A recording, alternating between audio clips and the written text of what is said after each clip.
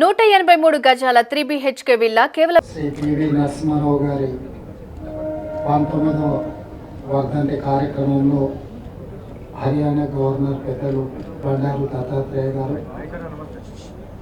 సహచర మంత్రులు శ్రీధర్ బాబు గారు, కోమటిరెడ్డి వెంకటరెడ్డి గారు, పెద్దలు వి హనుమంతరావు గారు, చూపల్లి కృష్ణారావు గారు, ముఖ్యమైన పెద్దలు పివి నరసింహారావు గారి కుటుంబ సభ్యులు అందరూ ఈ కార్యక్రమంలో పాల్గొని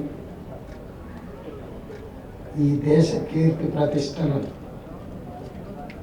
ప్రపంచానికి తెలియజెప్పిన గొప్ప మేధావి, బహుభాషా కోవిదుడు శ్రీ పివి నరసింహారావు గారు మన తెలంగాణ బిడ్డ కావడం మనందరి యొక్క అదృష్టం. వారు గ్రామ స్థాయి నుండి నాటి నిజాం పరిపాలనకు వ్యతిరేకంగా పోరాటంలో క్రియాశీలక పాత్ర పోషించి ఈ ప్రజలకు విముక్తి కలిగించి స్వేచ్ఛా వాయువులను అందించడంలో ఎన్నో సమూలమైన మార్పులు తీసుకొచ్చి పరిపాలన అంటే ఏ విధంగా ఉండాలనో భవిష్యత్ తరాలకు ఆదర్శంగా నిలబడి 1991లో వారి దేశ ప్రధానమంత్రిగా బాధ్యతలు చేపట్టినప్పుడు ప్రపంచంలో ఈ దేశానికి అప్పు పుట్టని పరిస్థితి, ఎవరూ మనల్ని నమ్మని పరిస్థితి, ఈ దేశం యొక్క మనుగడనే ప్రశ్నార్థకమవుతున్న సందర్భంలో వారు ప్రధానమంత్రిగా బాధ్యతలు చేపట్టి IMF దగ్గరికి మా దేశానికి రుణం కావాలి అంటే మిమ్మల్ని నమ్మే పరిస్థితి లేదు, మీ దగ్గర ఉన్న బంగారాన్ని తనఖా పెడితే తప్ప మీకు అప్పు ఇవ్వలేని పరిస్థితి అని అంటే నాటి పివి నరసింహారావు గారు సాహసోపేతమైన నిర్ణయం తీసుకొని బంగారాన్ని తనఖా పెట్టైనా సరే ఈ దేశాన్ని కాపాడాలి, ఆర్థిక వ్యవస్థను పునర్వ్యవస్థీకరించాలని నిర్ణయం తీసుకున్నారు. అప్పుడు అదొక పెద్ద దుమారం ఈ దేశ రాజకీయాల్లో, ప్రపంచంలోనే ఒక చర్చ. ఆ సందర్భంగా పార్లమెంటులో చర్చకు తెరలేసినప్పుడు దేశమంతా ఆసక్తిగా ఎదురు చూస్తుంటే పివి నరసింహారావు గారు ఎంతో పెద్ద ఉపన్యాసం చెప్తారు, లేకపోతే వివరణ ఇచ్చుకుంటారు అని అందరు ఆశించినప్పుడు వారు లేచి నించొని సంస్కృతంలో ఒక శ్లోకం చదివి కూర్చున్నాడు. దాని సారాంశం ఏంటంటే, తెలివైన వాడు సగం ఆస్తిని పోగొట్టుకునేనా మిగతా సగాన్ని కాపాడుకుంటాడు అనేది దాని సారాంశం. బంగారాన్ని ఎందుకు మీరు కుదవబెట్టి అప్పులు తీసుకొస్తున్నారు అని చర్చించినప్పుడు, ప్రశ్నించినప్పుడు మిగతా సగం కాపాడుకోవడం కోసమైనా ఒక సగాన్ని వదులుకోవడం విఘ్నుడు చేసే పని అని చెప్పి వారు ఆనాడు చెప్పిండ్రు. ఆ చెప్పిన దాన్ని వారు నిజం చేసి చూపించి ఈరోజు సరళీకృత విధానాలను తీసుకొచ్చి ప్రపంచంతోనే పోటీ పడే విధంగా కోట్లాది మంది యువకులు ప్రపంచంలోనే మన మేధస్సును IT రూపంలో, శాస్త్రవేత్తల రూపంలో ప్రపంచానికే మన యొక్క మేధా సంపత్తిని ఎగుమతి చేసే విధంగా ఈ దేశాన్ని బలోపేతమైన ఆర్థిక వ్యవస్థగా కీర్తిశేషులు పివి నరసింహారావు గారు తీర్చిదిద్దారు. వారికి ఈ దేశం ఎప్పుడు రుణపడి ఉంటుంది.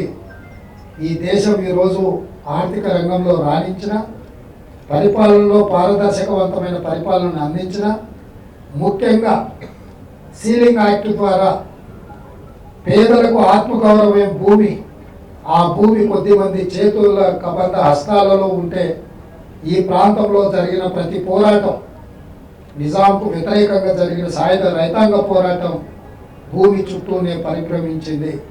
ఆ తర్వాత జరిగిన నక్సల్బరీ పోరాటాలు కూడా ఈ భూమి చుట్టూతోనే పరిభ్రమించినాయి. భూమి పేదవాడికి అందుబాటులోకి తీసుకొచ్చింది.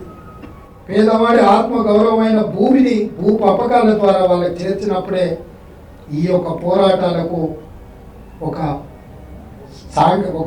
నిబద్ధత ఉంటుంది అని చెప్పి ఈ అగ్రికల్చర్ ల్యాండ్ సీలింగ్ యాక్ట్ తీసుకొచ్చి వీటన్నిటిని కూడా భూసేకరణ చేసి పేదలకు భూములు పంచడానికి పివి నరసింహారావు గారి బలమైన పునాదులు వేయడం జరిగింది.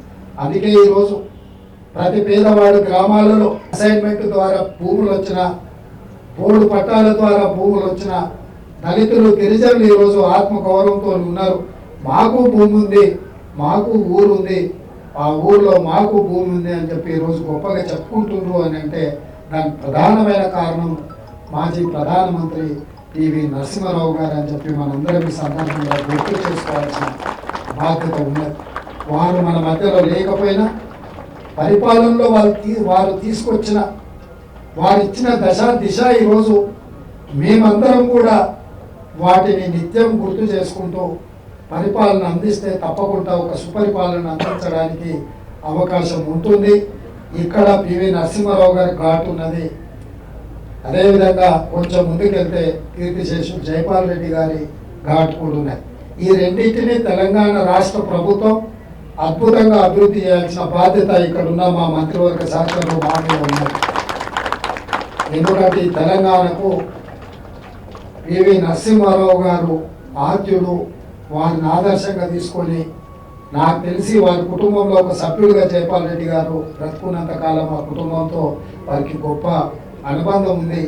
వారి నుంచి నేర్చుకున్న పరిపాలన విధానాన్ని వారు అమలు చేయడమే ఈరోజు హైదరాబాద్ నగరంలో మెట్రో ఇట్లాంటి ఎన్నో పరిపాలనలో కొన్ని అద్భుతాలు జరిగినాయి.